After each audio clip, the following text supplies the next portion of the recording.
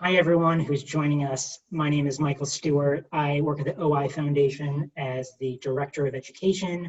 Welcome to the OIF's first ever virtual conference. This session is going to be managing pediatric health issues, as the slide shows, which is sponsored by Children's Hospital and Medical Center in Omaha. We're going to get started in just a few minutes, but first I wanted to go over some logistics. First of all, closed captioning is available for those who want. Let's say if you go to the next slide.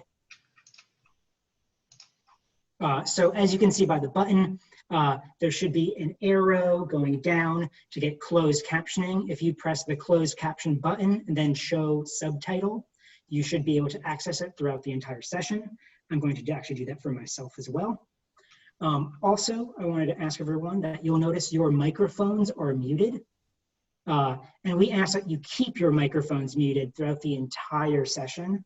This way we can best hear the speakers and everyone talking to get the information that we're here to learn. What that means also is for bandwidth issues, we're going to be trying to keep our videos off as much as possible just so that the Zoom room doesn't get overwhelmed. Also, I want to ask everyone to please, if you have any questions throughout any point in the session, please put them into the Zoom chat feature. In the past sessions, we've been having some really great questions. Please note that we're going to go through all of the speakers' presentations back to back, and then we're going to have a general Q&A period. We're going to try to answer as many questions as we can in the time remaining. We really want to emphasize the Q&A, so if you have any questions, please put them in. We'll do our best to answer them. Also, just a note for everyone is that the purpose of the virtual conference and of all these sessions and this particular session is to provide the best information possible to the OI community and to our attendees and our community members. Unfortunately, we cannot practice telemedicine on these calls. So what that means is that while the doctors, the speakers, the medical professionals can provide answers to general questions, they cannot or give specific recommendation or medical advice. Essentially, they cannot practice medicine on these calls. We thank you for your understanding, and when relevant, we'll try to reframe questions to be more broad, to help more people. So with that being said, I think we're going to get started pretty soon. Oh, also a quick note, this session is being recorded. We will post this later to the OIF's webpage, as well as to our YouTube channel. So if you want to look at this afterwards, in case you missed something, this will be available publicly for free afterwards. So with that being said, I actually want to introduce a member of our board, Michelle Burka, who we're honored to have with us today. Thanks, Michael. My name is Michelle Burka. I'm an OI parent of Olivia, type 5, 11 years old, and she was anxious to sit next to me. Oh, my daughter would like me to share the video as well. I wanted to say thank you for everyone being here today. And as a member of the board, I think this is my 5th year. Feels like it's 12, no offense. I wanted to say thank you for everyone that's here. So let's start by saying who will be joining us today. Dr. Maegen Wallace from the Children's Hospital and Medical Center in Omaha, Nebraska. Some of you may have seen her on a prior presentation. Also Dr. Shah from Nemours, duPont. He is from Delaware. Nice to see you, Dr. Shah. It's nice to see everyone and not have a child in distress when we're seeing you. Dr. Reed Sutton is from Texas Children's Hospital in Baylor Medicine. He's down there with Dr. Lee, we just heard from. Dr. Hollis Cheney from Children's National Health in Washington, D.C., and physical therapist Beth Jacks, another OI mom who has an awesome daughter. I'd like to thank our sponsors today, Children's Hospital and Medical Center in Omaha, Nebraska. I wish we were there, but we'll be there next year. Yay! And we love the support that we've had from the OI virtual conference and their commitment partnering with the OI Foundation. Honestly, we're making lemons out of lemonade during this virtual. Hello, whoever that was. But I do want to say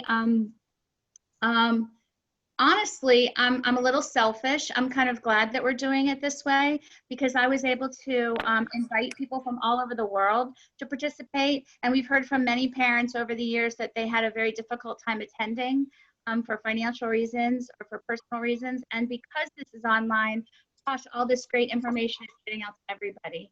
So, so the good, the bad, let's just be happy we're all together. You know what? Please make sure that you're muting your computer so that all of our children can be children, but they won't interrupt everyone. At the OI Foundation, that are in the OI family through research, education, awareness, and mutual support and programs. And this virtual conference is a perfect example of the dedication of the OI Foundation and their employees. It took a lot of work to get this off the ground, and I am so incredibly impressed with what they've done. The board feels very blessed to have Michael and Melissa and Tracy, etc., Erica. Even more exciting about this, as we discussed, is that this is a free program. And so not only are we able to participate live, but it will be videotaped and people will be able to get this information offline. Finally, for all those participants, I see about 118 participants at this point. Please remember that the OI Foundation benefits from our donations and our participation. Together, we can make a big difference in the world of the OI families and adults. And if you're able, we really appreciate a donation. You can go ahead and do that through www.oif.org/donations/virtual conference. If you don't go through the virtual conference, that's fine. On the OIF.org, there's also a donation button there. Please feel free to use it. And now I'd love to introduce Dr. Maegen Wallace, who we haven't met in person, and hopefully we'll never have to see you in a surgical room. She'll be chairing today's session and getting us started. Thank you, Dr. Wallace. Thank you very much.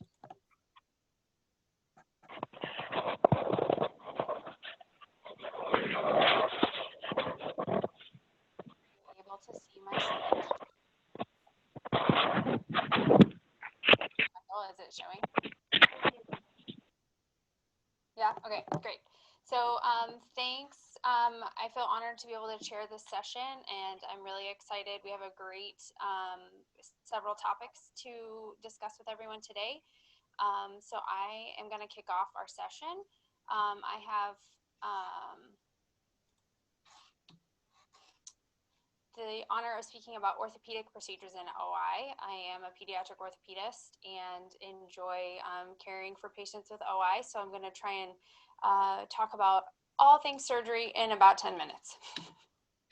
So I'm not going to get into all the details of the different types of OI because that's Dr. Sutton's job next. But as a lot of us know, there are many different types of OI, and we kind of categorize them as type 1, 2, 3, and 4 in general. Obviously, there are other types as well.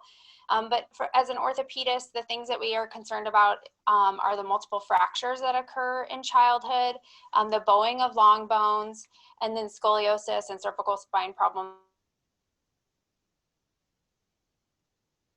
So just so everyone's on the same page, what do we mean when we say a long bone? So we talk about long bones in the femurs and the tibias for the lower extremities, and then the humerus, and then the forearm with the radius and the ulna in the upper extremity. And that's mostly, as orthopedists, the bones that we're most concerned about in our patients with OI. So the deformity or the bowing that can happen, patients who have moderate to severe OI will oftentimes have bowing at birth. Or patients can develop bowing as they age, as they have fractures. So it's not uncommon for a patient with OI to potentially be born with a straight bone, but as they fracture, the bowing gets worse with each fracture. And then we know that the more bowed the bone is, the more likely it is to fracture. And bowing and fractures obviously can occur in any of the long bones. So you can see here, fractures happen at all ages. We can see here's a young child with a femur fracture, and we can see the significant bowing that that child already had. Here we can see a little bit older child with a fracture. And then we can see, even just because you have a rod in your bone doesn't mean you can't have a fracture. And so you can develop fractures with rods in that can heal just fine. You can develop fractures with rods in that will cause the rod to become bent even. And then here you can see a humerus in a very young child, and then you can see a forearm. This child has multiple fractures of the ulna over time here, you can see. The other thing that is kind of classic for type 1 OI are avulsion fractures. So most commonly is around the elbow. You can have an olecranon avulsion fracture. Oftentimes this gets treated with this sort of tension band technique to try and help hold that fracture together while it heals. The other avulsion fracture that we can see in OI is around the knee with the tibial tubercle. And then fracture treatment, there's a lot of variables that go into how we treat a fracture. So some of it's age dependent. We treat a 2-month-old with a fracture different than a 10-year-old with a fracture. Some of it's size dependent. Some of our patients with more moderate to severe OI will be very small. And so even though they may be 2 or 3 years of age, their bones are very small. So some of it's size dependent. Some of it's your surgeon preference. So depending on where you live and how comfortable your surgeon is treating OI, treatment is dependent on that as well. And then also what implants we have available. Some places have the telescoping rods that we tend to use available all the time, and other places have to special order them in. So a lot of fracture treatment is dependent on these things. Patient with a femur fracture, we can just do splinting. So in babies that are too small for rods, splinting is an option.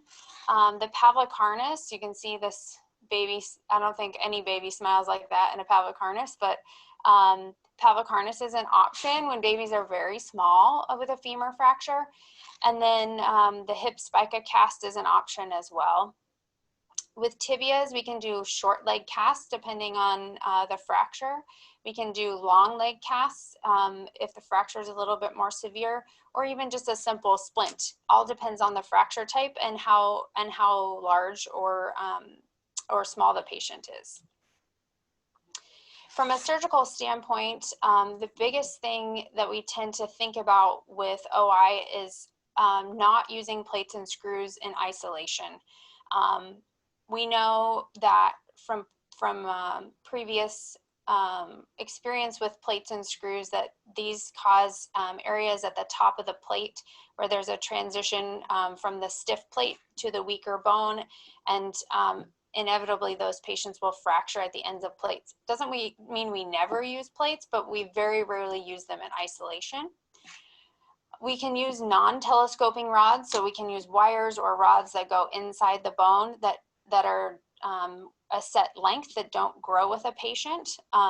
Oftentimes if the bones are very small, this type of rod can be used. And then the one that we all think about with OI is the telescoping rod, or in the United States at least, the FD rod is the most commonly used. These rods get anchored into the bone at the top and the bottom, and then allow the rods to telescope out. So the rods don't actually grow, it's the children grow and then the rods just telescope out with them.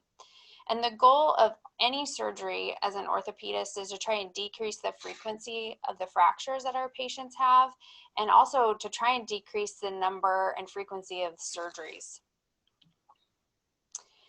We can realign multiple bones at the same time, depending on your surgeon preference and where you're at. I know there are multiple high volume OI centers in the US that will rod multiple bones in one setting. So either one leg at a time, femur and tibia, or all 4 femurs and tibias. We feel like this is helpful because it decreases the number of anesthetics that the patients have and decreases the total number of surgical experiences. We know it's very common for our patients to go to the operating room, and some patients can't even remember the number of times they've had anesthesia. So trying to decrease those numbers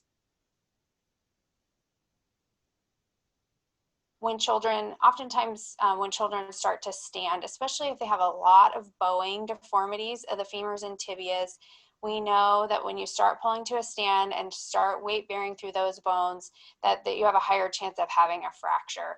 So there's not a minimum age to safely do surgery, but we do know the patients need to be big enough, the bones need to be big enough to handle the rods. And there needs to be a good reason, whether that be there's a lot of bowing and you know you're going to develop a fracture, you've had multiple fractures, and that's stopping you from moving on to your next motor milestone. In young children, those are things we consider. Here you can see this is a child, this was the first year of life, so you can see very severe OI. Even as they age, you can see the OI is very severe, but the bones are straight, the fracture burden is less. And I think we'll hear about this more with bisphosphonate treatment, but you can see here's the child at 1 year of life and at 8 years of life, and just the bone quality, the heights of the vertebral bodies can get better with that as well, just to decrease fracture burden. We do will treat the upper extremities as well. So here you can see a young child with multiple humerus fractures. When you're learning to sit and are leaning over and falling over a lot, sometimes the humerus will break more than the lower extremities. And so it's not uncommon for us to consider rodding the arms to give the children a bit more support so that they can help move on with those milestones, be able to sit up, be able to catch themselves when they fall over without the fear of breaking. And here you can see a young child who had a fracture. There was also bowing down here. It was treated with this rod because it was felt that that a growing rod was too large at the time. And this was performed at 3 years of age. And here you can see the same patient at age 11. Once the bone was straight and that rod helped at that point, then the bone didn't bow again, they never had a fracture again, and didn't end up needing to have any other surgery. So sometimes just getting some stability to the bone early on is all that a patient needs to be able to move on with at least with that particular bone. The other problem that we encounter with surgery that I wanted to mention is non-unions. So non-unions are a fail to heal, either a fracture or an osteotomy. Usually, in general, we say that after about 6 months of treatment. And non-unions, it's not just something we see on x-ray. It's not uncommon for us to have, especially in the femurs, areas where we won't see 100% healing on the x-ray. But if the patient isn't symptomatic, there's no need to do more surgery for that. But in a patient site. And so as orthopedists, there's lots of different things we can try to do to get these bones to heal. Sometimes we just need to revise the rod and try and straighten out the bone a little bit more if there's some bowing there. Sometimes this is a time when we might add some plates and screws to help increase some stability at that fracture or osteotomy site. Sometimes we'll use bone grafting, or sometimes we'll use bone grafting and plating. So there's lots of things that we can do to try and help with those non-unions. Coxa is another thing that people oftentimes will talk about or bring up. Coxa is when the angle between the neck and the shaft of the bone decreases. So normal is around 130 degrees, and coxa is when that angle starts to drop. Oftentimes the patients will have hip and groin pain when they have symptomatic coxa, and they'll have the waddling aspect of the gait will increase. And we oftentimes will fix this with revising the FD rod and then putting wires up into the neck to help support that and get that neck shaft angle more normal. The other thing that we are seeing a lot in our type 1 and even type 4 patients are either knock knees or bow legs. And so a lot of people have heard of guided growth or 8 plates. So we can use these plates to tension this side of the growth plate and allow the other side to keep growing. And as that side grows, it will straighten out the leg to take the child either out of bow legs or knock knees. This is something that we're doing more and more with our OI patients to help increase or improve their overall alignment of their lower extremities. And then last but not least, forearm deformities. Most of the time, forearm deformities involve both of the bones of the forearm, the radius and the ulna bone. Sometimes it will just be one of those. These bones, as you can imagine, are much smaller than your femur or your tibia, and we don't have any telescoping rods that work very well for the forearm. And oftentimes the bone inside is so small, all we can use are just little wires to help support that. But we have found, and some nice research out of some other sites, including DuPont and Montreal, have found that patients who have significant forearm deformity, it really affects their function. It affects their ability to do daily activities, and also things like able to ambulate in their wheelchair and those kinds of things. So fixing those bones can be very helpful if the forearm deformity is causing functional issues. And again, we have to use non-telescoping rods. We end up using wires. These tend, we have troubles with these backing out. And oftentimes if they back out, we just have to tap them back in. Unfortunately, it is another surgery. But patients who have functional problems from their forearm deformities tend to do very nicely with having their forearms corrected. So I just want to say we miss having you all. We wish you could be here in Omaha with us, but we look forward to hopefully seeing you next year in person. And I think Dr. Sutton is next. Yes, thank you so much, Dr. Wallace.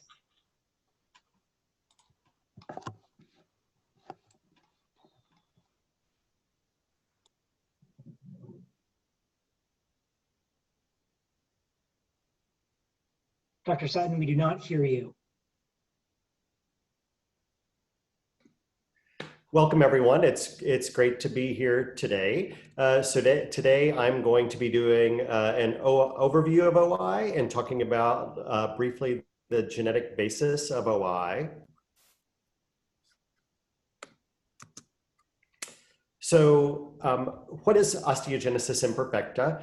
It's actually a connective tissue disorder. So you heard Dr. Wallace talking a lot about bone, and certainly, as I'm sure everybody knows, that's often the major concern for individuals with OI, but it really involves more than just bone. It involves other connective tissues, including joints and ligaments, as well as other things. So in general, most forms of osteogenesis imperfecta are due to some abnormality in type 1 collagen, which is a connective tissue protein. There are many types of type 1, many types of collagen, but type 1 collagen is the most abundant in bone and connective tissue. The underlying problem is that there's either not enough type 1 collagen, or the type 1 collagen that's made is not normal in structure. And this causes abnormalities in bone architecture and mineralization that lead to poor bone quality and bone fractures.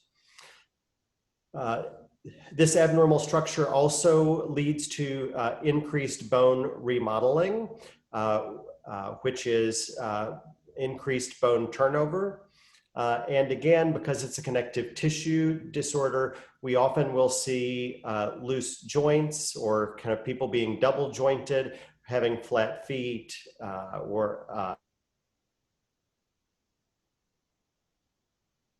OI affects about 1 in 25,000 individuals, and based upon the US population, we would therefore estimate that there would be over 12,000 individuals with OI in the US.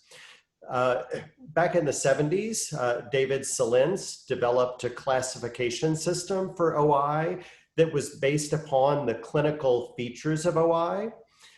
You may see other types of OI listed that I think go up to about 20 now that are gene-based classifications, but I think those are more rare, and I'll talk briefly about that. But in general, I think most of us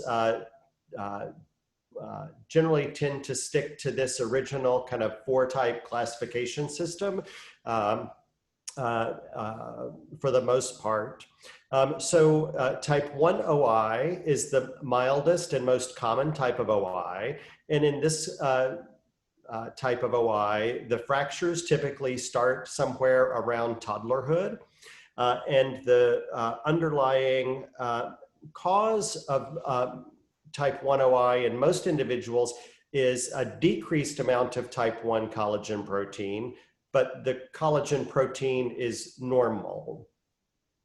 In type 2 OI, this is the perinatal lethal form, where individuals typically have fractures in utero. And this is due to abnormal quality of the type 1 collagen protein. Type 3 OI is severe deforming type of OI, and you saw on Dr. Wallace's slides a number of individuals with type 3 OI and a lot of bowing. They typically also will have fractures in utero and at birth. And again, like type 2 OI, this is typically due to an abnormality in the shape of type 1 collagen. And then finally, type 4 OI is, is intermediate, not severe deforming. It's intermediate between type 3 and type 1 OI. They may sometimes have fractures in utero, but often will not be identified on ultrasound to have had fractures, but will develop fractures kind of at birth or within the first few months of life. And again, this, like type 2 and type 3 OI in general, it has a normal amount of type 1 collagen, but the structure of the type 1 collagen is abnormal. So how is OI inherited? So the vast majority of OI is inherited in a if a parent has OI, in general, they have a 50% chance of having a child with OI with each pregnancy.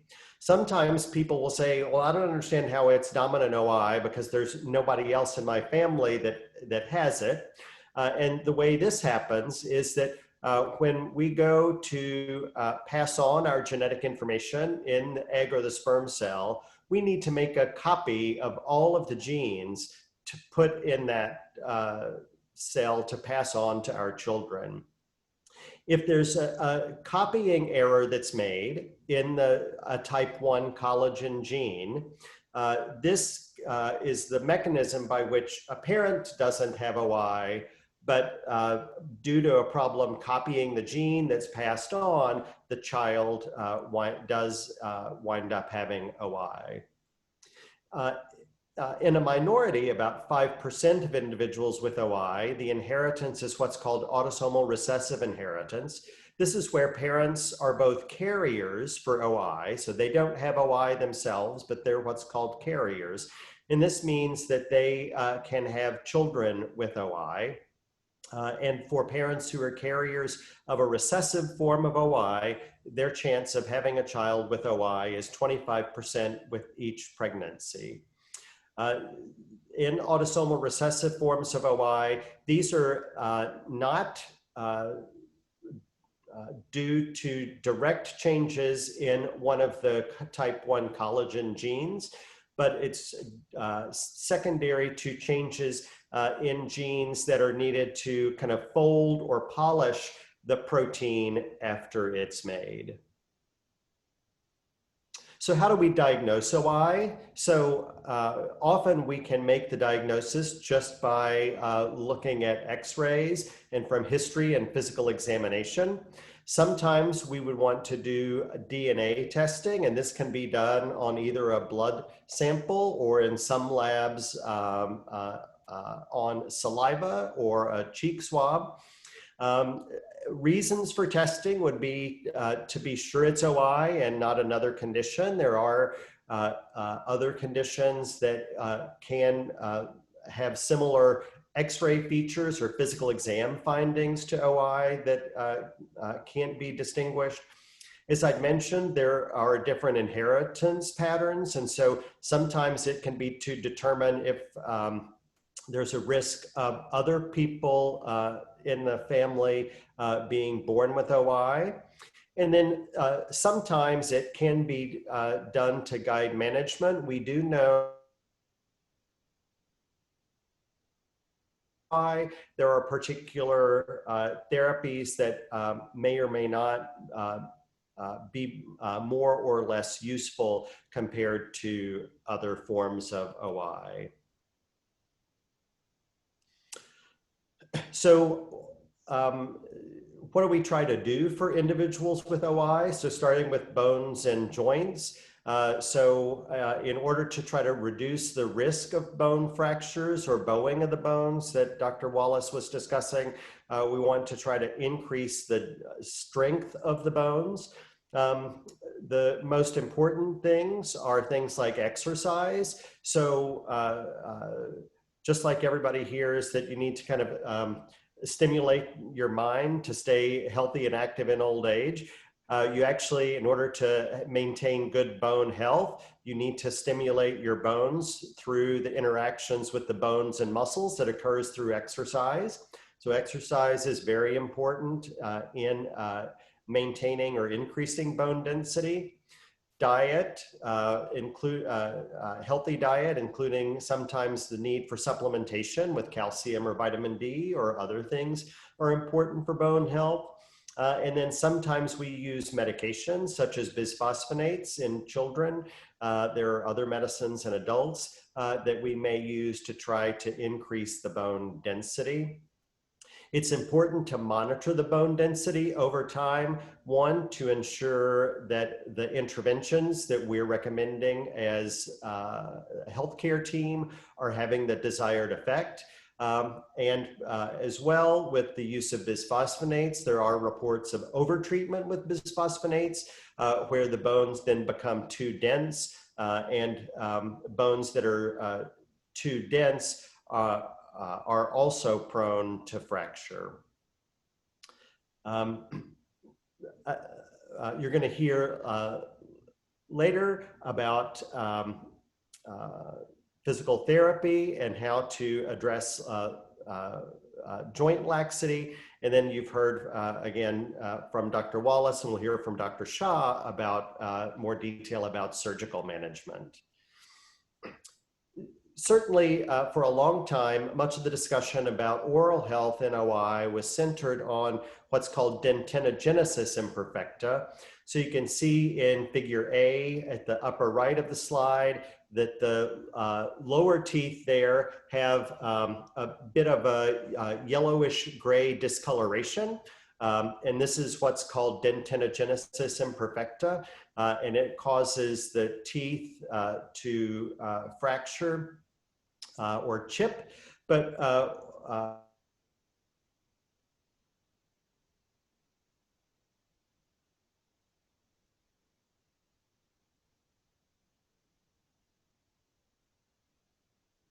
now in Kansas City is that there are a variety of other oral health challenges, particularly in individuals with severe forms of OI. So one is through the Brittle Bone Disease Consortium was identified that in individuals who have dentinogenesis imperfecta, they actually have increased risk or increased number of dental caries compared to those that do not have dentinogenesis imperfecta. As I mentioned earlier, dentinogenesis imperfecta causes teeth to fracture and crack, and so capping or other procedures may be needed. Again, through Dr. Retrovi's group, publications demonstrating that in individuals with severe OI, particularly adolescents with severe OI that have a lot of dental issues, that they actually report a lower quality of life to other individuals. And then finally, you can see in the bottom right corner the cover of the Journal of the American Dental Association from July. from this month, where the cover article is actually looking at malocclusion in types 3 and type 4 OI. So malocclusion refers to how the teeth line up. And so again, at the top in figures A and B, you can see examples of malocclusions in severe forms of OI. So in figure A, this is what's called an anterior crossbite, where the lower teeth are out in front of the upper teeth. In figure B there, you can see showing the teeth from the side that the premolars and molars don't come together when that individual bites down. And that, again, can cause issues of being able to eat and chew effectively, obviously, if your teeth are not aligned. And then in the bottom, these are cone beam CAT scans from that publication from the Brittle Bone Disease Consortium, where again, you can see on the CAT scans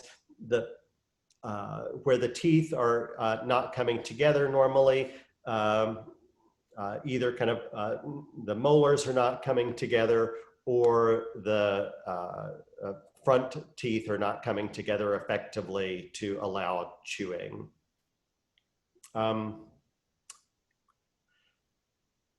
Other concerns, pain management can be challenging, both kind of generally as well as at times of having fracture. I think certainly things like acetaminophen or Tylenol or ibuprofen or Motrin, but other medications sometimes may be needed.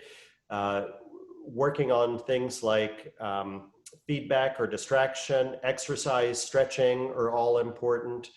I think you'll probably, again, hear more about mobility and adaptive equipment for individuals with OI that's important. Scoliosis that you'll hear about and other spinal issues from Dr. Shah. Hearing, which is more of a concern in adults with type 1 OI, but there can be some hearing loss in children with OI. And then nutrition, again, we think often these oral health and malocclusion issues are contributing to poor nutrition. So we're all here together from many different specialties today to talk, because in the care of an individual with OI, you need a team. You guys, parents, patients, and family members of individuals with OI are the most important part of the team, but we also need our orthopedic surgeons, physicians that provide medical management, physical medicine and rehabilitation specialists, various therapists such as physical therapists and occupational therapists, and then dentists and orthodontists. So thank everyone for their attention today, and we'll look forward to questions at the end of everyone's presentation. Dr. Sutton, thank you so much for that. We're going to move right along to Dr. Holly Cheney. I know Dr. Cheney, I see you there. Hello.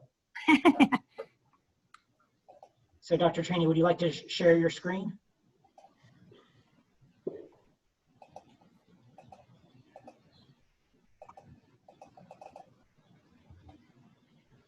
Isn't shared, it's not shared.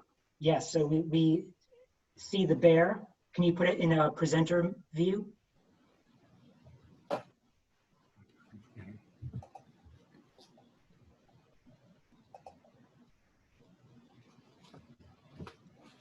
Looks great, thank you. Okay, so I'm Holly Cheney. I'm a pediatric pulmonologist, and I'm going to talk about how the lungs are affected in OI. Hello.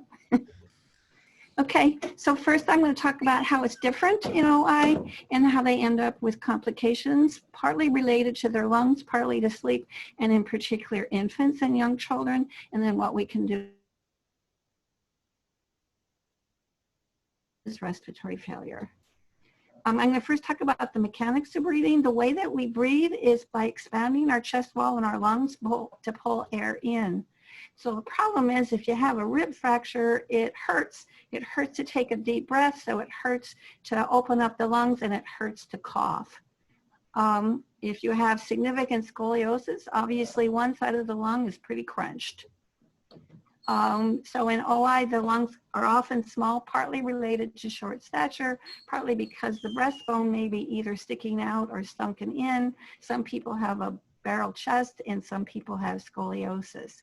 The outcome of all this is that the respiratory muscles aren't able to work efficiently, so they're not able to take have people take in deep breaths.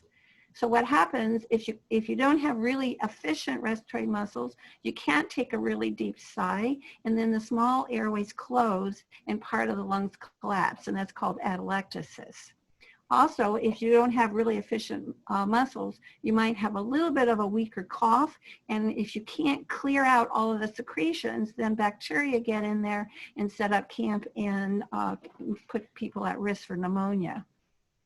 The other thing about the lungs is the collagen itself is abnormal. The collagen in the airways and the column in the lining of the alveoli is abnormal.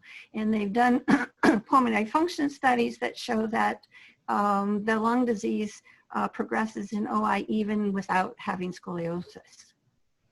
Abdomen plays a huge role, partly just from having short stature or scoliosis. That'll make the abdomen smaller. And constipation is very common. Constipation, partly because of lack of mobility and partly because pain meds tend to constipate.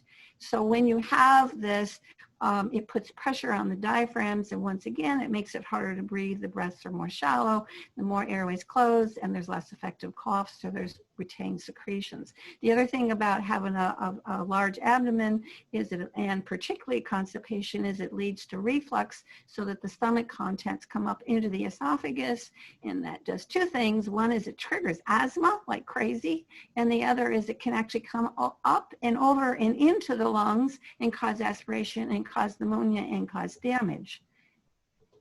So people are at risk for getting chronic lung disease. I'll say once again, the two problems are they can't take really deep breaths, so part of the lungs collapse, and they can't force out really good breaths, so they have an ineffective cough. And this leads to persistent collapse of airways, persistent mucus in the airways, and then recurrent pneumonia. So every time they get a cold, they're at risk for pneumonia. Part of a complication of this,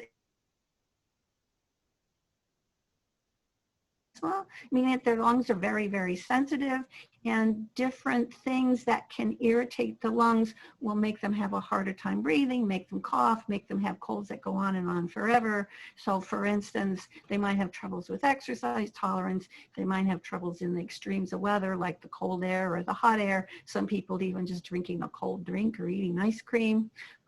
Obviously, strong odors can be irritating, and this would include things like perfumes, like in department stores, or like chemical cleaners, as in I had a patient who used too much bleach in the bathtub and ended up in the hospital. Allergies, if you have them, and once again, I mentioned in the past that for people who have reflux, reflux triggers asthma. In terms of sleep, everybody does not breathe as well when they're asleep as when they're awake. You just don't breathe as efficiently.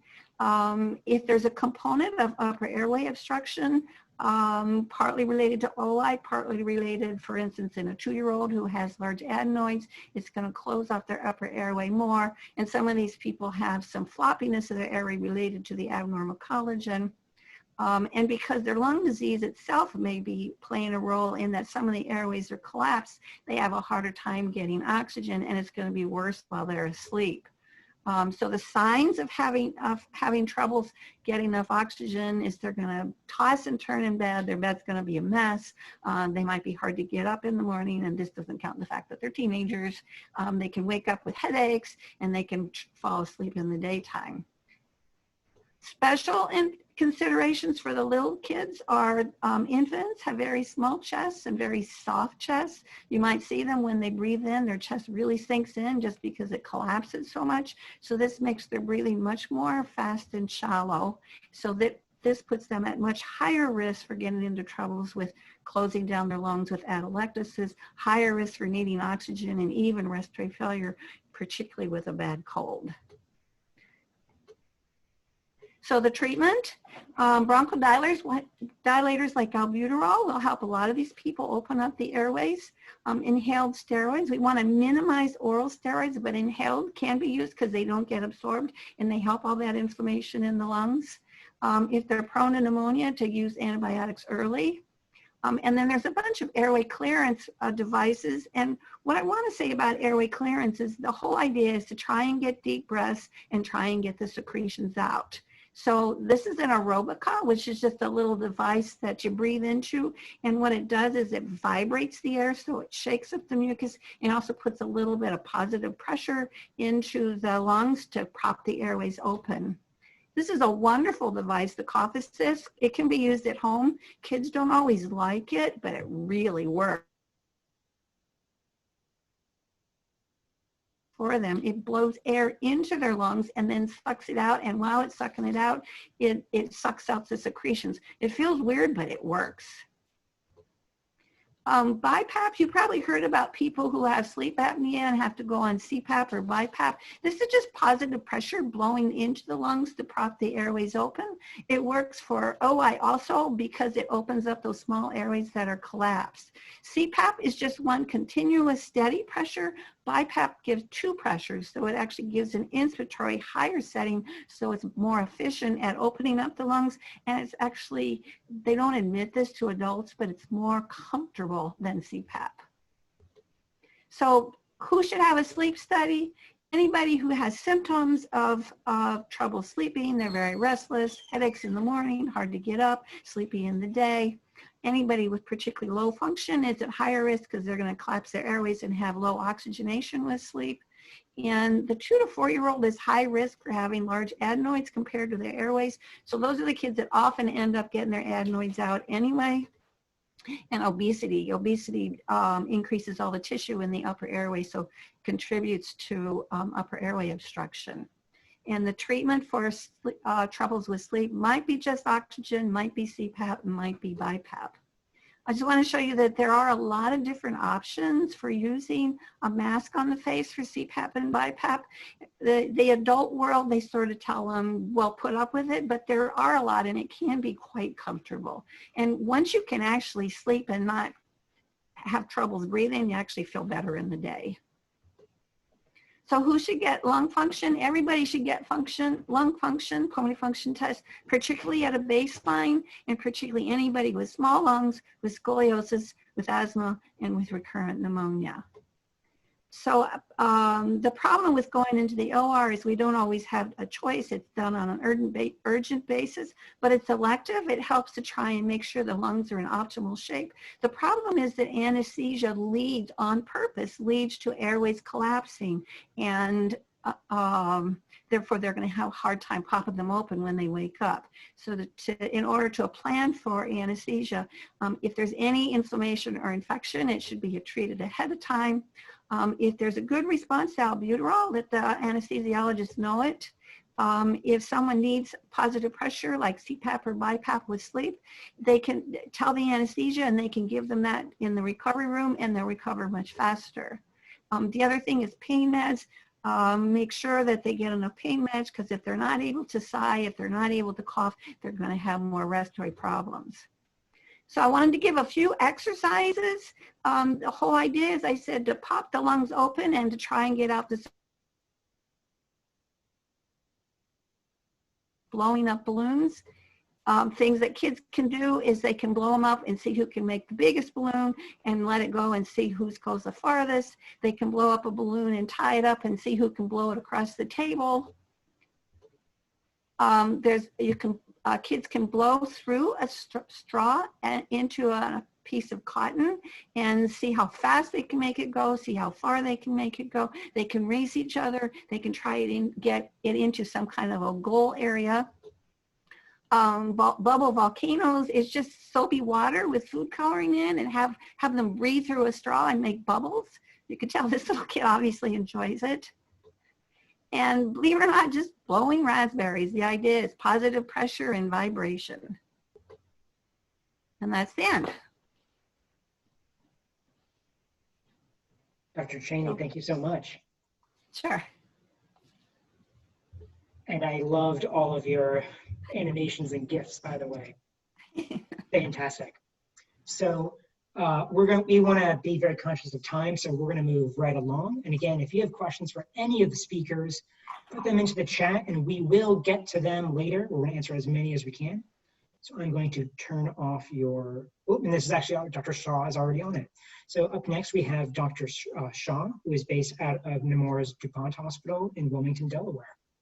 Great, thank you, Michael. It's a pleasure to be here with all of you, albeit virtually, but we hope to get together soon. I think what my main task was today was to talk about basilar invagination. Obviously, osteogenesis imperfecta patients and families deal a lot with spinal problems as well. And I think the scoliosis issues are going to be covered in another arena. But we have a lot more questions about the cervical and occipitocervical junction. That's where the head meets the spine, and we'll go over that today. I want to thank Maegen Wallace again for authoring this really great review article. If you want to take a deep dive into the spinal problems that kids and young adults with OI get, I urge you to take a look at this article. But what it comes down to is the severity of the condition is really related to some of the spinal problems in osteogenesis imperfecta. As the bone gets softer, as compression fractures add on top of asymmetric growth, we start to see some issues. Now, certainly age has something to do with it. If you're older, you tend to get a much higher incidence of basilar invagination. Certainly scoliosis can progress during the growth spurt, but we also see scoliosis progress in some young and older adults as well. So basilar invagination, what is it? Well, it's basically a migration of the upper cervical spine into the skull, causing brainstem and cerebellar compression. So there, up inside the brain. And this configuration of the brainstem into what we call a question mark or an increased cerebellar pontine angle is very abnormal. And just like you can get a herniated disc in your neck or your lower back causing nerve problems, this is very severe compression of the brainstem, which is responsible for breathing, a lot of your swallowing functions, eye movements, facial expression, and balance is related to the lower back part of the brain. Additionally, you can get fluid abnormalities. The cerebrospinal fluid, the white stuff that circulates around your spinal cord, can get disrupted, and it can cause other problems as well. We see many different symptoms from BI, which I'll go over in a second. The most severe are which your inability to breathe, or you can become progressively weak or almost paralyzed. And we don't just see it in OI, we can see it in many other different bone softening, as we call them, conditions. This isn't new, but I think it's being more and more recognized in the OI community, and part of programs like this are to increase awareness of our primary care providers, pediatricians, and bone doctors to realize that we need to screen everybody with OI for this problem to at least recognize that they have it. Overall, maybe a quarter of OI patients have it, not everybody. In Solance's work, it seemed to be that the type 4s were most involved, but we think it's most common in the type 3s. He advocated delaying sitting to avoid having the skull load on the upper cervical spine, but I'm not recommending any developmental delay tactics here. Let the child develop as they are, and if we have some issues to intervene, we can use braces, orthoses, or other issues to solve them. I would not keep the children prone or lying down for their first year and a half of life. I think the other confusing thing is this assortment of terms that we tend to use for BI. Platybasia basically means that your skull is flat. That's going on right here where my arrow is. Basilar impression is the milder form. It probably means that there's infolding of the bottom of the skull, and so part of the cervical spine is in there, but basilar invagination is definitely the worst, and that's where you can see some of that compression. Syringomyelia is just an abnormal fluid collection in the middle of the spine. So here again is that patient X-ray with the flattening of the skull. This patient has basilar invagination. The upper cervical spine is poking into the brainstem, and there's an abnormal CSF flow. And so here there's a syrinx. This is CSF that shouldn't be there in the middle of the canal. Obviously there's a little bit, but when it grows to be a big bubble like this, that can cause other nerve problems. This is,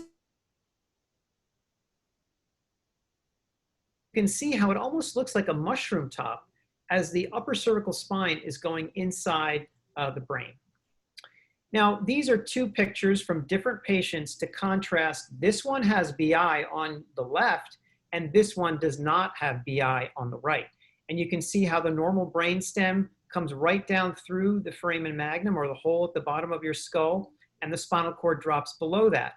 When the upper cervical spine pokes into the base of the skull and brain, you can see how that question mark sort of brainstem configuration develops. And I think it's useful to compare these two to understand what's normal and abnormal if you're not someone who's looking at MRIs of the brain all the time. So we think that up to a quarter, maybe a third of OI patients have basilar invagination. But the important thing to remember is not all of them have symptoms, not all of them need treatment, and all of the surgery I'm going to show you doesn't mean that you need to have that kind of surgery if you just have BI on an MRI. You have to have pretty severe symptoms, or we might have to say that this is going to get worse in order for you to have treatment. So don't be anxious if you have BI unless you're starting to get symptoms or notice some really funny things, and I'll go over those. We certainly know that the incidence increases with age. I see older AI patients and families at the meetings, and I can really sort of tell who might have BI and who doesn't. And many of them as teenagers probably didn't have it, but after decades of skull softening and that skull settling on the cervical spine, you can tell that those patients probably have it. And if you have more severe BI, you're probably more likely, more severe OI, you're probably more likely to have BI. Unfortunately, this data so far shows that bisphosphonates don't seem to have an effect, but we don't have enough of our early patients who had bisphosphonates since very young and trying to figure out longitudinally if they're going to develop BI or not. What's the cause? Like we said, microfractures, the weight of the skull and the brain bearing down the cervical spine, and that sort of poking into it. And why don't all OI patients get BI? We're not quite sure. Maybe many of them have it and we don't know it because we're just starting to screen some of them. And as I mentioned, Salons thought that about a third of those patients actually had it. Here are the signs and symptoms, and these are two different articles written by neurosurgeons who saw a lot of basilar invagination patients. Some of them had other problems besides OI. So I should be more specific, but this is all we have in the literature, and these are the most common things we see. Now, what you'll notice is many of these things normal people get in their daily life. You know, yeah, I get a headache. Sometimes I feel a little weak. Sometimes my eyes are a little blurry. Cranial nerves are the ones that control facial expression and tongue movement and speech, and they can become abnormal. Also, the eye movements become abnormal, and many people don't even notice that, but we think that's one of the most common symptoms, is that eye shaking when you go to the left or the right very quickly, or in fact, not even able to go to that lateral gaze. The other things like hyperreflexia means you have jumpy reflexes, you have trouble swallowing. Those are some of the early symptoms, trouble with specific words or speech. And then sleep apnea is definitely a big one. But as we just heard with Dr. Cheney, you can get sleep apnea from other issues too. And so it's difficult to sort all that out. Ataxia is trouble walking with good balance, and quadriparesis is obviously weakness of all four extremities. We don't like to see it progress to that point. I don't think we can help people who have already become profoundly weak. Our hope is that we can keep things where they are and keep them from getting worse. Who to screen? We think everybody who's about school age should get a lateral x-ray. Most of the time we can see if they have some risk factors, but an MRI is really the test of choice to see if you have it suspected on the x-ray. So x-ray first, and then MRI if your doctor thinks you might have it or if you have some symptoms. And then even if you don't have symptoms, it's probably a good idea to get checked clinically for those symptoms, and then maybe have an MRI many years later to see if you progressed from baseline. One of the issues with x-rays, it can be very difficult to interpret, even for orthopedic or neurosurgeons.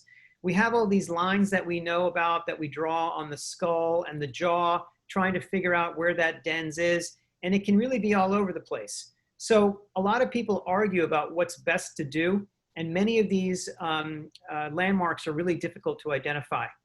In fact, it's kind of funny. This picture is taken from a very famous article, and it's actually wrong. The proportions of this drawing are not actually normal. And so even the experts can sometimes get it wrong.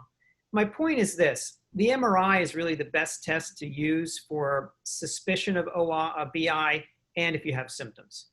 So this is a boy who had headaches and neck pain. Yes, he has BI, but look at this. This is his dad's MRI, because his dad looked identical to his son, and he has BI but no symptoms. And these are two patients with severe type 3 OI conditions who don't have BI. So there's a lot of variability. We need to check people clinically first and do the easy exams before we get into expensive MRIs under anesthesia and so forth. Well, what's the treatment? Abraham and Crockard, two excellent neurosurgeons, treated a few patients. A lot of complications, and they thought that they actually made some patients worse. And so they were very disheartened about this procedure, and they were very sort of shrugging about what to do about it. These are drawings from another article. Many people would go through the front because that's the easiest access to that peg. They would drill it out by going through somebody's mouth, and here's the drill, and here's the decompression of the spinal cord. Sometimes you could go even through the nose. But we actually favor what's called an indirect decompression. We will use halo traction to lift off the skull, off the cervical spine, very slowly, less than 1 millimeter a day or a week over time. And then when we have someone's head and neck in a good position, we'll fuse it in that way. And that was taken from a Korean technique for another problem, but here we call it a reducible invagination. We'll treat with halo traction. And halos can be scary and very intimidating, but the children actually like being in traction after a few days. It's easier to breathe, it's easier to function, and they really enjoy it. Now, I can't say they enjoy it for a long period of time, but it's not as bad as it seems. The carbon fiber ring is very light, and then we start to hang weight so that we progressively take the head and gently try and lift it off the cervical spine and do that indirect decompression. And so this is a patient with BI. Once we have the head and neck in a good position, we'll use plates and screws in some patients to fuse that area and shore it up like a shelf so that the head doesn't settle back on the cervical spine and cause that compression again. And you can see how before and after the basilar invagination is really well treated, and the spinal cord is happy because there's a decompression. Like I said, we screen all of our patients, especially patients we're going to operate on for scoliosis, because it can be quite dangerous to put someone to sleep who has basilar invagination and manipulate their spine without knowing that they might have that. So this is a girl many of you might know. We knew she had scoliosis, but when we screened her for BI, we were quite impressed that she had pretty severe basilar invagination and that syrinx, that abnormal fluid sac in the cervical spine. We checked her for her symptoms, and she was actually quite symptomatic, but didn't even know it. Here's the indirect decompression with the halo traction. Then we did the fusion of her cervical spine to her skull. And we later did the scoliosis surgery when it was much safer, when she had improved basilar invagination and that syrinx went away. We went on and did her fusion for scoliosis. And she's in college. She's doing extremely well. This is another patient with that flattening of the skull. This tips us off that they might have basilar invagination. She in fact did, and also again, appropriate for treating with that skull plate and those screws because she's very small. So we have another technique that we've taken from our skeletal dysplasia patients, and we use that in her. Just very simple wiring of the skull to the cervical spine, kept her in a halo, and she's doing very well. What are the outcomes? I think if you use modern day instrumentation and modern day techniques, we're reliably able to get a fusion. But there might be a recurrence of some symptoms in some patients if the skull is to resettle back on the cervical spine. And we think if patients are really involved with symptoms such as quadriplegia, I'm sorry to say that we're probably not going to get them to the point where they're up and walking again. But we're trying to stabilize the problem and avoid people from getting worse would be the best goal that I would recommend. And so we can say, again, resolution or halting progression of symptoms. If you're particularly severe, I'm not sure they can improve. We can improve that sac, though, that syringomyelia, and we can make the spine and brain look better by MRI, which probably means that the brainstem will function better. Obviously, our scoliosis outcomes are quite good. We've definitely seen improvement in function, mobility, and quality of life in that scenario. And certainly improvement in pulmonary function too, just for many of the reasons that Dr. Cheney had outlined. We're able to correct those: shortening of the torso, improvement of the rib mechanics, better working of the diaphragm, making the chest longer and making it easier to breathe. And so far, it's been very rare that we've had to readmit someone or even reoperate on someone, even in this challenging scenario. But I'd have to leave you with the fact that it's important to recognize the symptoms and sign of this progressive disease early so that we can really treat people before they get too bad, avoid some of those morbid complications, and get better outcomes. And as Reed said earlier, it takes a team. This is just a part of our OI team at Nemours, and I urge you to visit, not just for medical care, but because it's a beautiful place. Thank you very much. Dr. Shah, thank you so much. That was fantastic, and I'm sure a huge help for our families on the call. So next, we are going to move on to our final panelist for this session. I'm going to introduce Beth Jacks, rather, who is a physical therapist, who's going to be talking about physical therapy strategies for osteogenesis imperfecta. Beth, I see you there.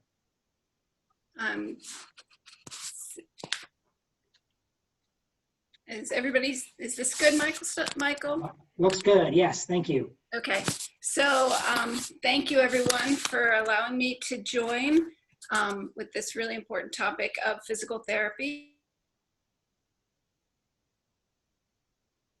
that we will cover today. And my goal is to really make sure that families feel that physical therapy is safe and accessible, and the best way for them to approach physical therapy and different ages and times throughout their childhood. So really, what is physical therapy? Physical therapists are specialists in movement.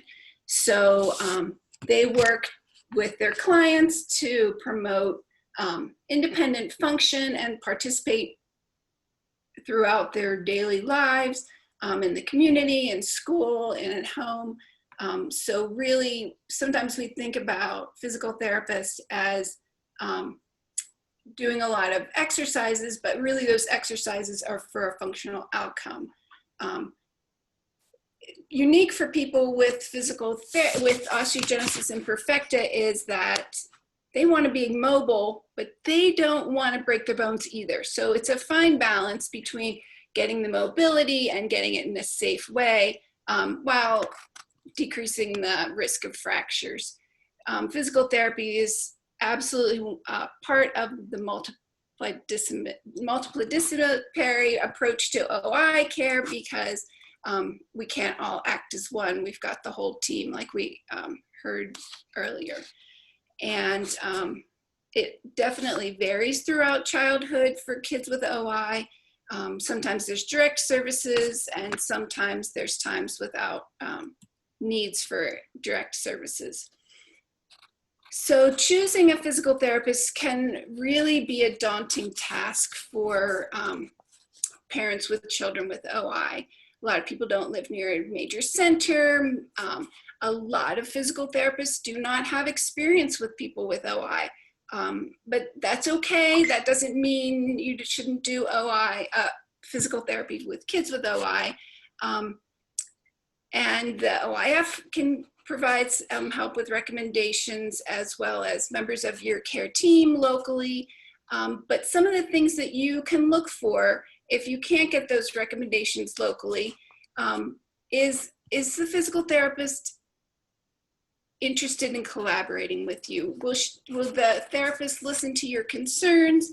And I have some ideas of things that you might want to look at listed here, but you want to know that that therapist is part of the team, and you have to remember that you are the specialist on your child overall well-being, and that they're also a member of your team, and you have multiple members of the team.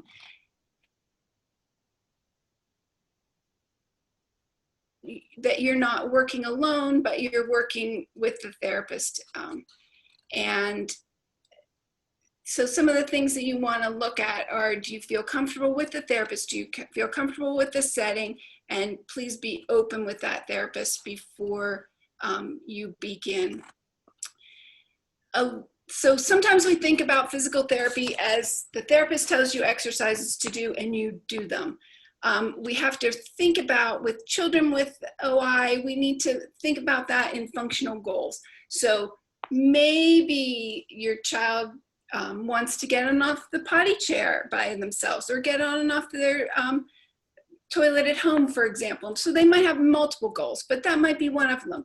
The therapist has a lot of different strategies that they can use to reach those goals. And so when you go to physical therapy, you might have some goals in mind, you might not have some goals in mind.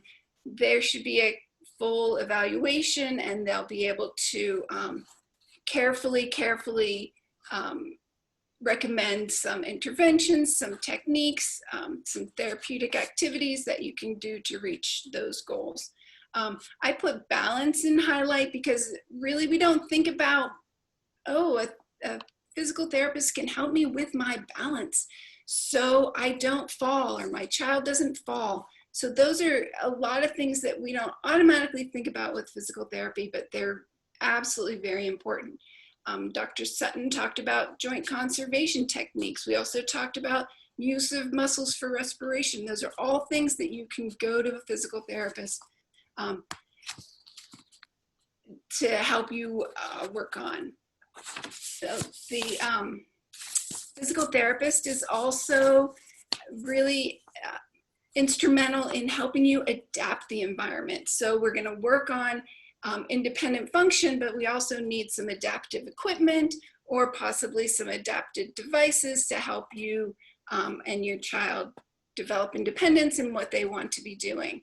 And certainly this is going to change throughout your child's lifetime because of different surgeries, fractures, different needs that come up as they grow older. And I really, really feel like a physical therapist can be beneficial in helping you find community activities, maybe some adapted sports, some activities that you and your child feel comfortable doing while continuing to be active and to begin you to be safe. I talked about how to pick a physical therapist. There's be able to leave the hospital safely. Outpatient therapy is what we just briefly talked about. Throughout your child's lifetime, you also might encounter early intervention, services through the preschool, and services through the school district. And of course, no physical therapy program about OIs should leave out the benefits of water. So in all those settings, when appropriate, exercise and activities in water should really be highlighted. I wanted to talk about early intervention because it's typically your first encounter with physical therapy with a child with OI. And this program's federally funded, so it's typically free or at low cost to all families with a child with disability. There are different states have different determinations for qualification, but typically the diagnosis is enough to qualify for an early intervention program. And you can get information on your state through cdc.gov. I do have a link. And when you go back to read the recorded version, you might be able to grab the link, but certainly just Google early intervention in whatever state you live in. It'll give you information on how to access that.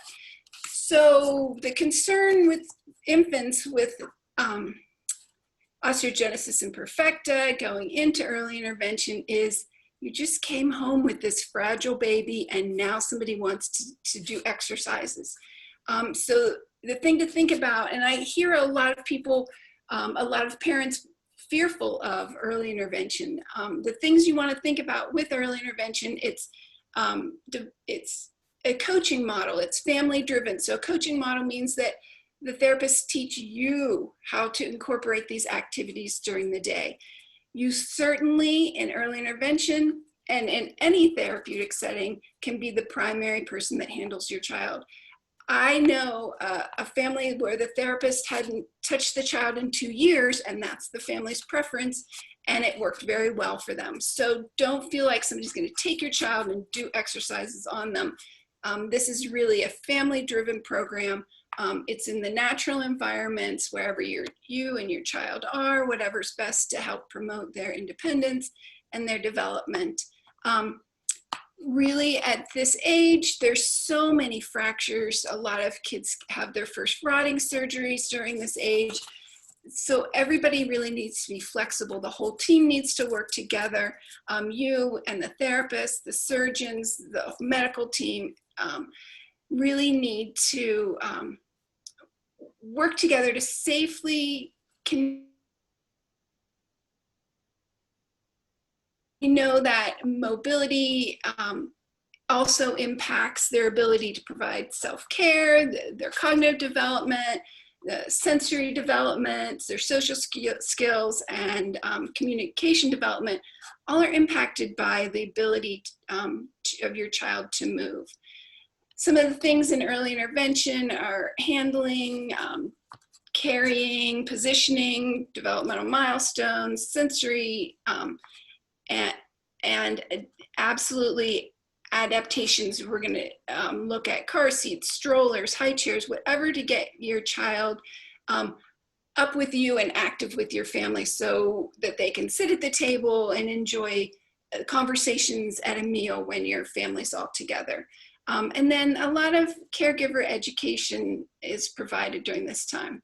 One of the big things during early intervention is absolutely finding a way for your child to be mobile, whether it's rolling or scooting or crawling or power mobility. This is the prime age to start looking into that. And we typically recommend by 18 months, they have some sort of mobility, whether it be a floor scooter or a lightweight wheelchair or a tricycle, or rolling on the floor, whatever their mobility technique is, it's absolutely important. Early intervention wouldn't be complete without movement in water. A lot of people think, oh my, it's water therapy, I have to find a place with a pool. You don't have to find a place with a pool. Your team can be creative, you can be creative. I had an Italian mom put their infant in a large lasagna pan. So it can be done and allow that child some independent movement. Preschool services, our children are eligible for for preschool services when they have delays in their development. Sometimes kids with OI have delays in self-care and social development because they aren't mobile enough to walk up to a kid and say, hey, you want to play? So these kids are often eligible for preschool services. They're similar to school age services that we'll get into, but it's through the school district now, and so you can call your local school district to help you get those services. Another area where you'll find therapeutic services for your child is through the school. School services are based on your child's education plan, and they're educationally driven. Ability to access and participate in the school setting. Some children benefit from services throughout the school year. Some children might not need services till possibly 3rd grade, and they arrive in school with crutches or in a wheelchair. And that's where physical therapy can also come in, very instrumental on helping the child access the classroom. Is there space to get up to the teacher's desk? Can they get into the cafeteria? What are we going to do about gym class? So those things are really important to be thought of in advance, in case your child needs these services later on. So I wouldn't discount it, but these services aren't going to be working on day-to-day things. It's just the ability to access the school setting. Moving on to school-age children, these are just some things to think about. School-age kids really like to be social and really want to be independent. We need to think about how the physical therapist is going to start thinking about how we can get around in a variety of settings while still limiting fractures. These kids really want to get out and be active with their kids. So that might be a time when you meet with a physical therapist. Talk about multiple forms of mobility in different settings, whether they want to be able to stand during their chorus concert, or they want to attend a dance at school, those kinds of things to make them accessible and get the kids to be as independent as possible. As the kids get older, we want them to think about their own goals, what they would like to work on. So a physical therapist will be working more directly with your child on setting up goals and things that they want to work on, as well as helping your child learn how to direct care. A lot of kids are going to have aids through their lifetime, and the physical therapist can help them learn to direct care provided by other people. Weight management is also becoming to be a big concern in the school-age kids, and a physical therapist can absolutely help with that. Another thing to think about is therapeutic standing and walking. So not all our kids are going to be working on walking in physical therapy, and they shouldn't be working on standing and walking in physical therapy. However, thinking about their adult life, and as they become more and more independent, being able to stand to transfer, being able to take maybe a couple steps with the assisted working on with your physical therapist and your care team, if that's appropriate. Exercise programs is the main thing we think about with kids with physical therapies. Research has shown that exercise programs increase aerobic capacity and muscle force and decrease subjective fatigue. However, this research also showed that these improvements were not maintained after the program was stopped. So those are some of the things we also want to talk to our physical therapist about. Think about when you leave physical therapy, how are you going to continue with those gains that you made? So do not leave a physical therapy program without talking to the therapist. What games can we play? What things does my kid like to do that we can incorporate this exercise? Maybe ask the physical therapist, can we have 2 exercises a day that we're going to do in our exercise program, and change that exercise up each day to make it manageable. Brainstorm with the physical therapist for programs in your area. There's after school programs, adapted gym classes that might incorporate your exercise program, even a personal trainer. In our community, there's a group that has exercise classes for kids with special needs. So those are always out there. You and the physical therapist can work also on lifelong recreational interests that are often being able to be continued with activity throughout their life, and as also being able to adapt their equipment so that they can participate in family recreation. Like the little boy below got a special walker so he can go on all-terrain hikes with his family. And absolutely the use of technology. Kids love technology. They're going to be way more advanced in this than we are.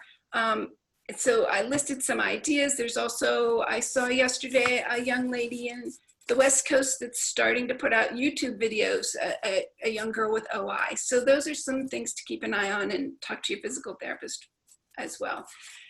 Absolutely water, 100% water is so beneficial for our kids with OI. The water, you use the properties of water, you use the buoyancy, resistance, the pressure to provide support for standing, as well as the heat is extremely helpful. And then use of turbulence as resistance for mobility. I listed a lot of things that benefits that are seen with water programs with OI.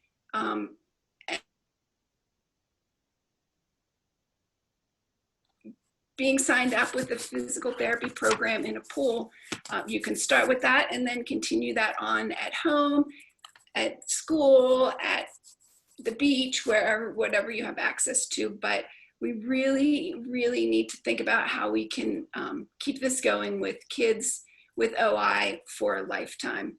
I also wanted to add that introducing weight bearing and reintroducing weight bearing in water is an excellent program. So that should be another activity that you can incorporate into your child's day.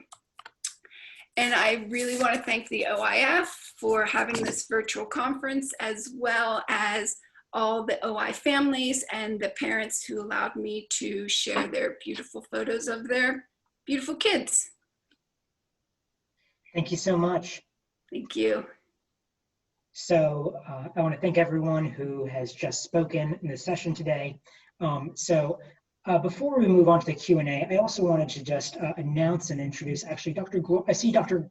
Gloria, or at least I saw him a minute ago, on the call with us today. And I'm actually, Dr. Gloria, we're going to give you a co-hosting feature. So if you want to unmute your microphone, and if you want to add into any of the Q&A section, you're more than welcome to. But with that being said, we've got about 30 minutes or so left. I'm going to hand it over to Dr. Wallace, who's going to be helping facilitate this Q&A section. Great, we've had a ton of great questions. So I'm just going to kind of go through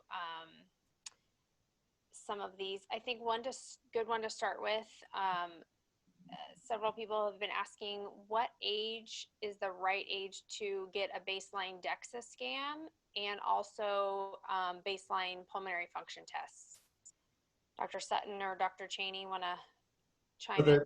For the DEXA scan, that's going to be somewhat dependent upon your institution. Most institutions don't have normative DEXA ranges below about 6 or 7 years of age. So that's always going to be a consideration. But we typically like to try to get one at baseline as early as is possible. Can I add another question? I think with the pandemic, a lot of people have been wondering about maybe if they go to a big center for their OI care but can't make it this year. Do you recommend, if you're doing yearly DEXAs, what are your recommendations in terms of the DEXA machine and the location of where you get your DEXA? Yeah, I think that the best idea is just to talk with your doctor about kind of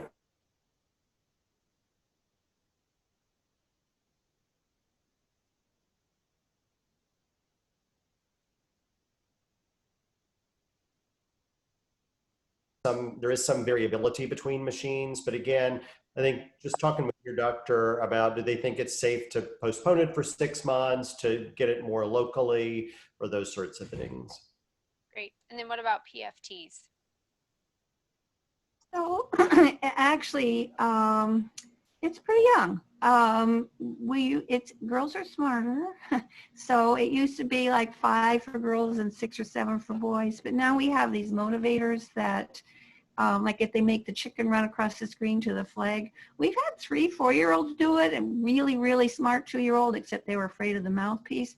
There's also a new equipment out that some of the centers have that does breathing test based on tidal volume. So your normal breathing test is your full breath in to your full breath out, but tidal volume is just your normal breathing. So the child just has to lay quietly, and it can measure roughly, but it can measure lung volumes and lung flows. So, and that would even be very, very young kids. And how often do you feel like kids need to have a repeat pulmonary function test? They should have it at least once a year, but if things are changing fast, if the scoliosis is progressing or if they're going through a growth spurt, then more often. And obviously, if they're sick, if they have asthma or recurrent pneumonia, it's helpful to keep an eye on it more closely. Great, thank you. There's one question about... Hold on 1 second. I want to unmute Dr. Gloria. Yeah, you did put me on mute. I just want to say about the DEXA. The DEXA, they have normative data. But the normative, we use DEXA almost after birth. It's a very useful tool, and the progression is easy to follow. It helps you to decide whether you want to start treatment or not. Great. I think that's, but you need to have the proper equipment, and not everybody has. And a proper program in your DEXA machine. Okay? Great. Reed, do you agree with that? Yeah, I do. And certainly, like for example, our research buddy composition lab, as long as you're using a hologic machine, you can enter DEXA data from any age.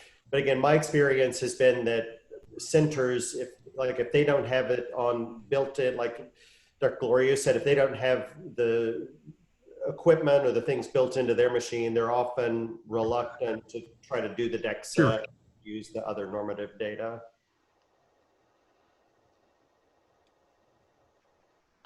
There was a question about weight gain and as children get older, especially in type 3 patients. And there was a question if this has been linked to pamidronate use. Sorry, I didn't get that. The link with pamidronate, what do you mean? With excessive weight gain as children get older. Yeah. The question was, has there been any link with use of pamidronate and excessive weight gain? No, we noticed that in a few patients, and I don't think I can make a functional link between the two, but that's true, that exists. Another thing that I wanted to say about the pamidronate, since you're on that topic, is that in our institution, once we decide to start pamidronate, we don't stop the treatment until growth is completed. We don't have a treatment holiday, which we used to have, but we don't anymore for reasons that when new bones is formed during growth, if you have stopped the treatment, the new bone is not treated. And I've seen break at the interface between treated and untreated bone in growing bones. Continue with modulation of the dose and the spacing of the treatment doses, but we continue till the growth is completed.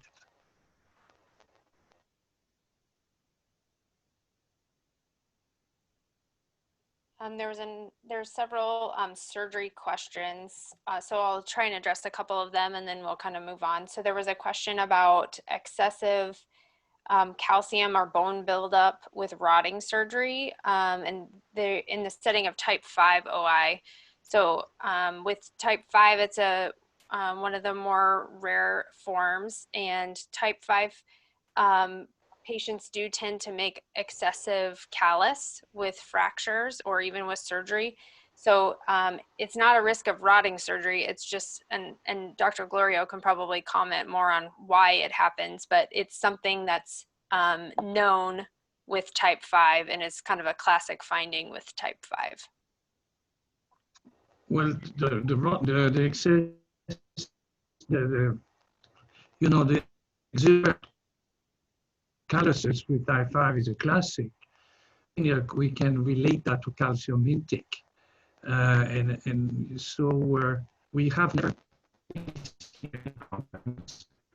with that, and do not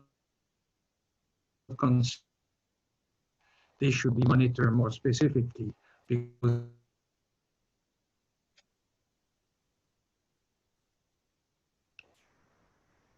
Okay, I think your internet connection is a little rough. mine. Yeah, Yeah. maybe it's just me. I can only hear a portion of what you're saying. Okay, so I said that we didn't. We've seen quite a few type 5 patients, and with and without surgery, and we have never seen that monitoring the calcium intake have any impact on the exuberance of the calluses that you see in some occasions. This is due to another that we still understand. Dr. Gloria, moving forward, I'm going to turn off your camera, but keep your audio on, which will hopefully increase your audio quality.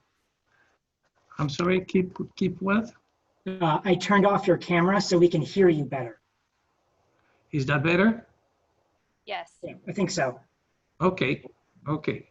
So you don't see my new haircut. You should have seen me before that, after the confinement. Anyway, so what's the question? I think you answered it. I think we can move Good. on. There were some other questions about surgery. One was, is there a specific age group recommended to undergo rotting surgery to correct bowing? In my opinion, there's no particular age that's the right age to do surgery. If you have or having difficulties with weight bearing and being able to get around and be functional, then I think that's the right time for your child to have surgery. So there's no real age limit to that. And then there was another question: does a slightly bowed leg ever straighten out with growth? In general, with OI, if you have a bow to the bone, it doesn't straighten out. Now that's a generalization. Not every patient's the same, but in general, bones don't straighten out with growth. There was another question about the major issues with non-telescoping rods. So depending on what we mean by non-telescoping rods, so there are lots of different implants. If your child is very young, some of the rods, like the wires that I showed, or rush rods or flexible nails, any of those non-telescoping rods, if your child has a lot of growth left, then there will be a significant portion of bone that isn't protected by any metal. And those transition points are usually where the child will have a fracture. The other problem we see with non-telescoping rods is that they're not anchored into the bone with anything, and so they tend to back out more.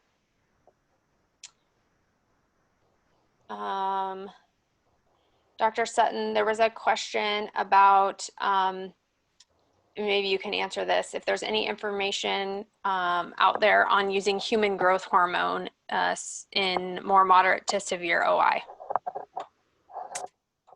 So there are some studies looking at growth hormone. I think if you're talking about short stature, we know that individuals with OI do have short stature. Even if we look at type 4 OI individuals that are treated with pamidronate or treated with a bisphosphonate, and so, don't have a lot of fractures or bowing of bones or scoliosis or other things that can make people short, they still are short. And even in individuals with type 1 OI, while they generally have pretty normal stature, they're usually relatively short compared to other individuals in their family that do not have type 1 OI.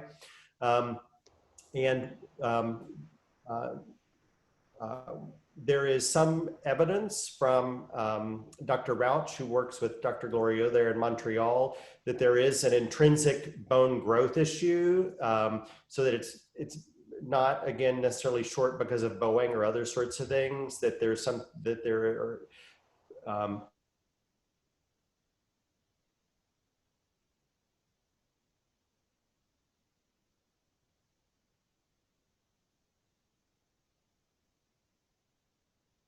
lead to a lot of benefit in regards to height.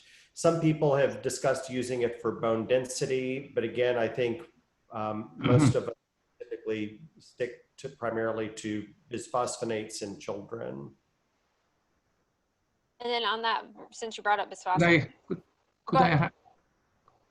excuse me, could I add something to what Reed just said? please. It's just that when you use growth hormone in anybody who is not specifically growth hormone deficient, what you also do is you accelerate the maturation of the skeleton. So the duration of the growing period is shortened. Which is important is to see what's the stature in adult. And all the studies who have looked at that have shown that you don't gain anything if there is no specific growth hormone deficiency. The initial period of the administration, there is a boost in height, in growth, which is very satisfying, but then the duration of the growing period is shortened and the adult stature is unchanged. So I think that unless there is an evidence for growth hormone deficiency, it should not be an approach in the OI. Thank you.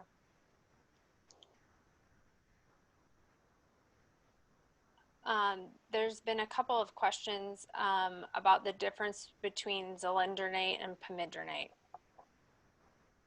Any thoughts? So, the main differences with zolendronate and pamidronate tend to do with dosing. I think, there are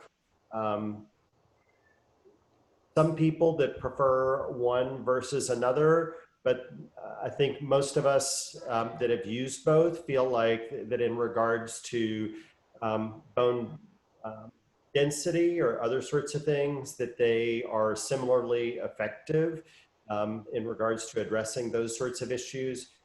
Personally, I do feel like that if I'm treating primarily for bone pain, that pamidronate seems to work a little bit better according to what my patients have told me, but I want to be clear, I don't have any evidence for that, and there are other people that would disagree with me on that matter.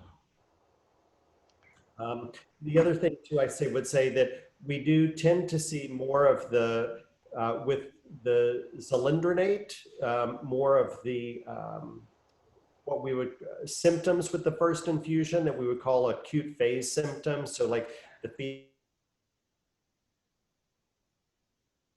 more with zolendronate compared with pamidronate. If I can add to that, I'm mostly in agreement with that Dr. Sutton just said. I think the effect of bisphosphonate on pain is certain, and I agree that probably pamidronate seems to be a little more efficient. It's a little more complicated to use because the infusions are longer and more frequent. I have patients that I have put on Zol that has to be returned to PAM because they feel more comfortable with it. But that's the minority. Most of them take Zol easily. In terms of the acute reaction at first infusion, if we use a smaller dose to initiate the treatment and cover them with Tylenol or anything else to prevent the temperature, usually it's relatively easy to control, but sometimes it may be a little uncomfortable in that first. That's why it's done always as an admitted patient, not in the clinic.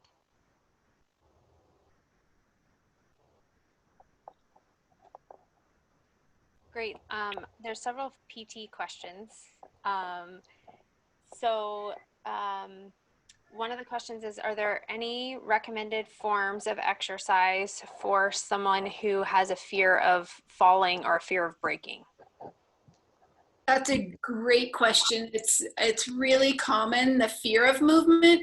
And I think working with your physical therapist in a really, really open manner to let them know your fears and working through those fears with physical therapy, maybe talking to your care team about other areas that might also be helpful with your fears, someone's fears with movement.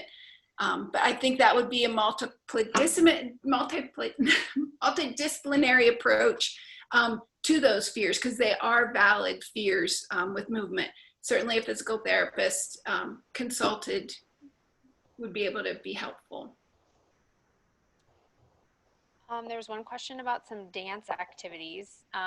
Any thoughts on precautions for a type 1 patient doing dance, particularly ballet, and getting to the age where you're doing more things on point? I'm certain that that's individually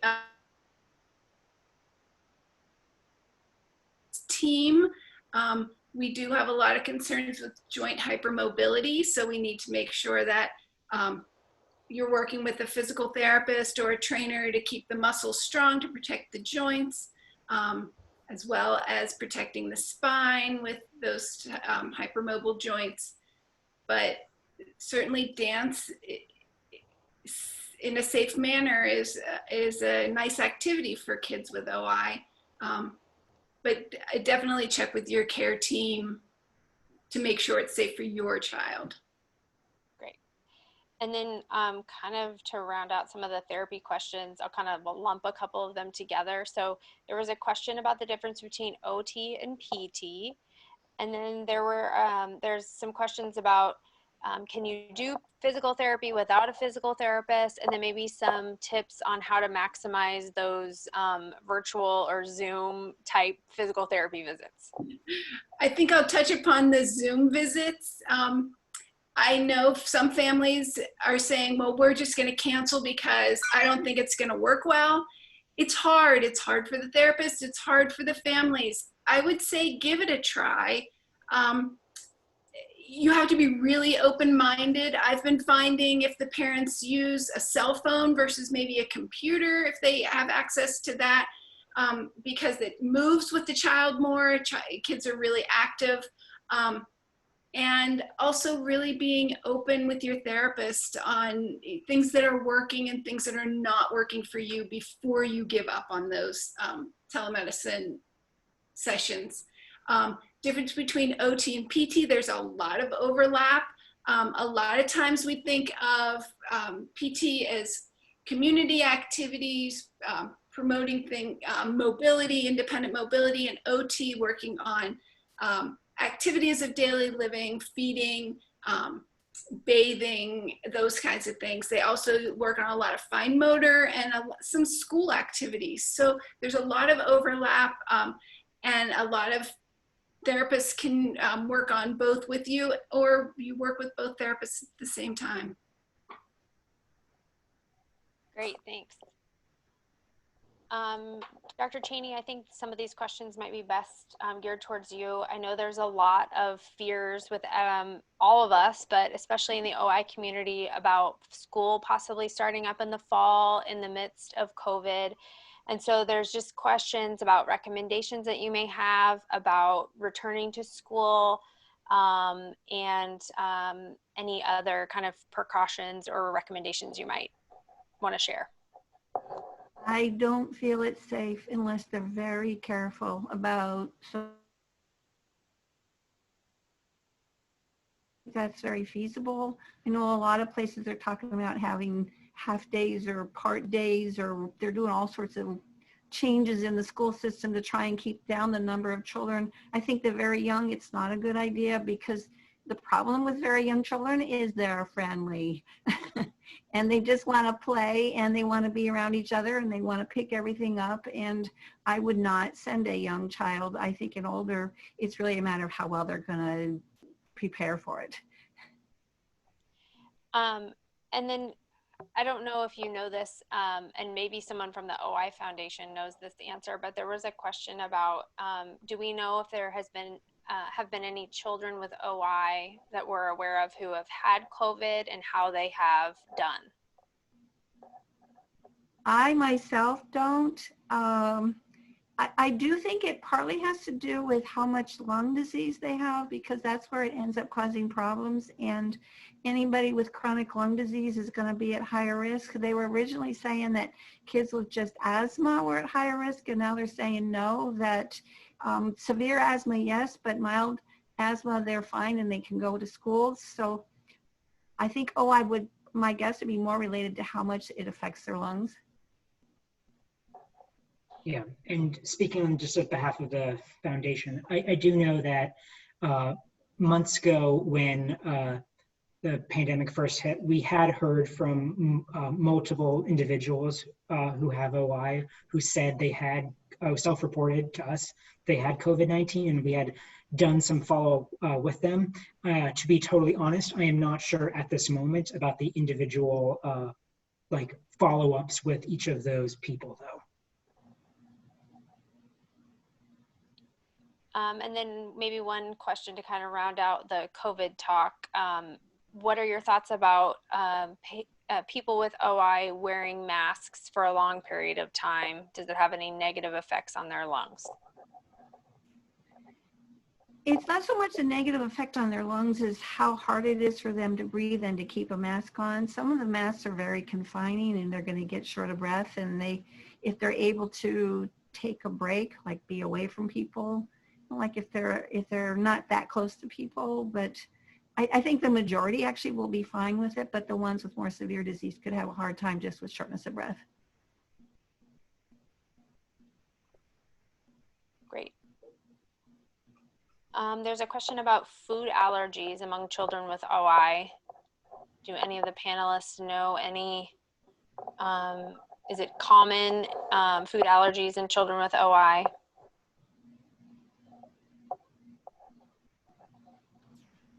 No. Food allergies, no. No. I agree. And then I think this was brought up in the welcome session earlier today, but do we have any good information about gastroesophageal reflux and OI, and any different treatments for that than the regular population? I can address that somewhat. I just know it's very common, but it's very common in pulmonary patients.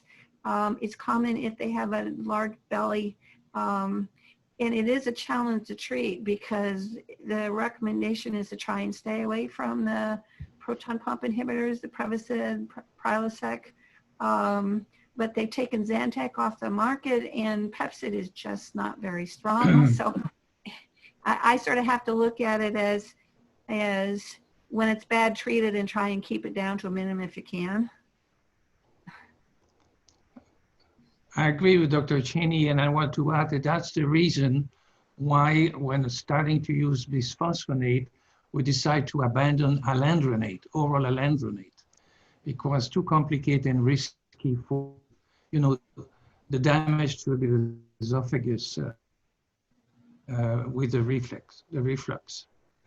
I think that was an important consideration. Great. Can I piggyback on that? Someone had asked about do we ever use oral bisphosphonates instead of IV bisphosphonates in OI? That's one reason. Are there any other? Well, it's just the convenience, you know, because oral alendronate or any other oral form is taken either daily or weekly at the most, while the IV can be done every 6 months, every 12 months, every 3 months in the very young ones. So it's much more convenient. Yeah, and you have 100% compliance. Yeah, so I was going to say that I've had a few patients over the years, as Dr. Gloria was saying, where they were really adamant that, you know, older children usually, that they didn't want the IV. And so we tried oral therapy. And after, as Dr. Gloria said, like after about 2 months, I'd get a call from the parent saying like, I'm done trying to get him to take this pill. Like, just like, give me the infusion center number, we're coming in. Yeah. Great.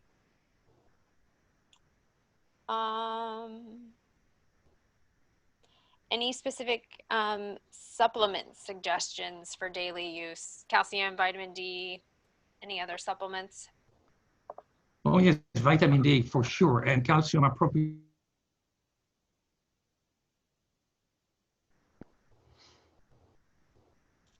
But no, not in excess. No, we usually do 800 units of vitamin D per day, and the calcium appropriate to the body size. Great. There's a question about risk factors for atelectasis among children with OI. I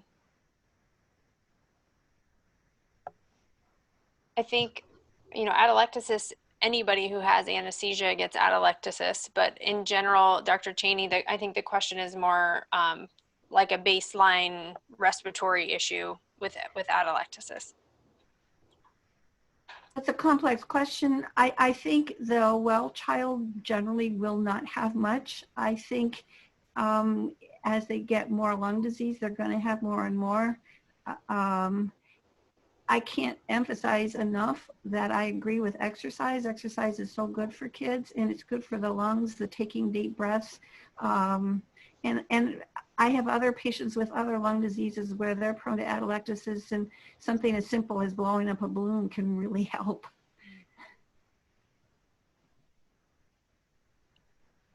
There was a question about if there's any consensus on reduced capacity for bone healing with the use of NSAIDs. I think the data that kind of populated the no NSAIDs after fracture or surgery was in adult literature, and I don't think that there's any reason not to use NSAIDs with a fracture or surgery. Sure.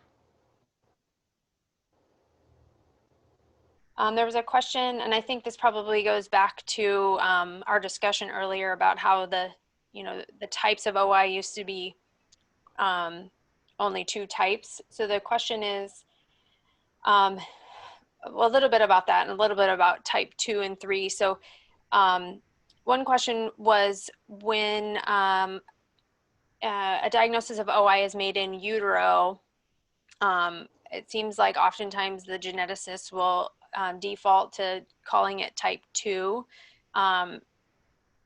Is there, I guess the question is it, do you think that's right? Do you think that's just their best educated guess because of the severity in utero, or what are your thoughts on that? We certainly see type 3 OI individuals. And again, as I'd mentioned, even sometimes type 4, where you'll either see kind of fractures or kind of a bent bone that would suggest maybe that there had been a fracture. Does not define type 2.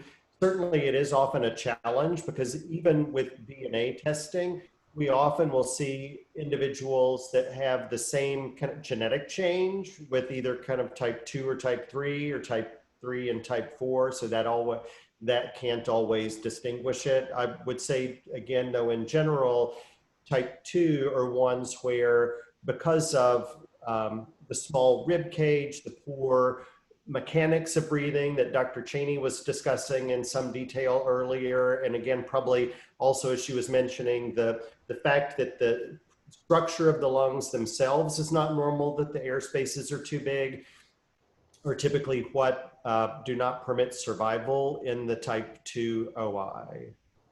Okay, and then just one last question that ties into that. If your child was diagnosed with type 2 in utero and they end up surviving into childhood, is that still, are they still type 2, or would you transition them to call them type 3? That's kind of controversial, I guess. If it's surviving, it's not a type 2, period. Got it. Thanks, everybody. I think. All right. May I make a last remark? Please. In the multidisciplinary approach that we all consider very important, there's one aspect that we should always consider is the impact of the OI diagnosis in patient on the rest of the family. You know, particularly the siblings are considered like second-class citizens in those families, because the important person is the OI patient. So we have to provide some support either by, social work or better psychologists to help these other members of the family to go through the having an OI in the family. It's very important. I've been married for 55 years to a psychologist. She reminds me every week of that, the importance of that. So I think that's it's quite critical, and we try to apply that, although oftentimes the hospital administration is not that receptive to adding that kind of person to the staff. Anyway, just ad hoc note that I think that is, for me, is important. Thank you so much, Dr. Glorio. And actually, on that note, I want to thank you all for coming today, to all of our speakers, to Dr. Wallace for helping facilitate, to our sponsor, Children's Hospital and Medical Center of Omaha. Thank you all so much for your dedication to the OI community, to your patients. So actually starting 2 minutes ago was the parents meet and greet in another session, which is part of the reason I'm trying to wrap it up so quickly. But thank you all again. This session will be recorded and posted to the OIF website in the near future. Thank you all. Bye-bye. Thank you.